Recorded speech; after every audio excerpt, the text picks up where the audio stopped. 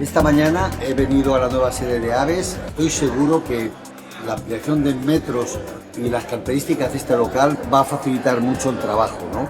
Va a tener más capacidad en personas y posiblemente también reúna todas las condiciones para que sea un centro de día tan demandado por la asociación y tan importante para que así sea.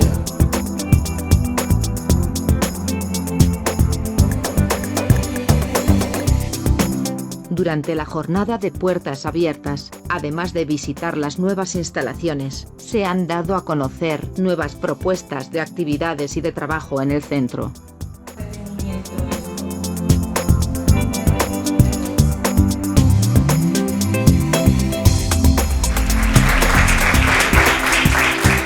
El lema de esta jornada se llama Afrontar con resiliencia la adicción. Nos encontramos ahora con una preocupante situación mundial. Este nuevo escenario provoca un aumento de ansiedad e incertidumbre en toda la ciudadanía y repercute en graves problemas de salud mental y adicciones. Muchísimas gracias por la invitación. Para mí es un honor poder participar en un acto como este, pero sobre todo que sepáis que me tenéis a vuestro lado para acompañaros y en todo lo que sea por parte que el Ayuntamiento pueda hacer, mi concejalía, con muchísimo gusto estoy a vuestra disposición.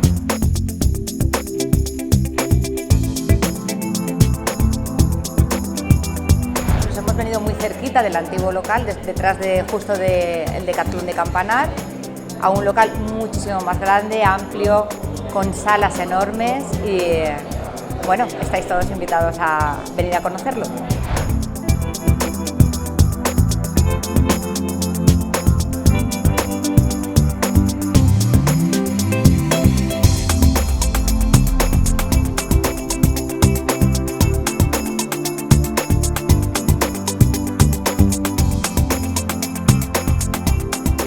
Que era muy pequeño y ahora lo que se pretende es aquí, con el tiempo, estamos en proceso de hacer un centro de día, pero con tiempo. Es decir, yo espero que al año que viene, con un poco de suerte, ya tengamos todo eso para poder presentar los papeles y poderlo hacer, porque ahora sí que hay espacio.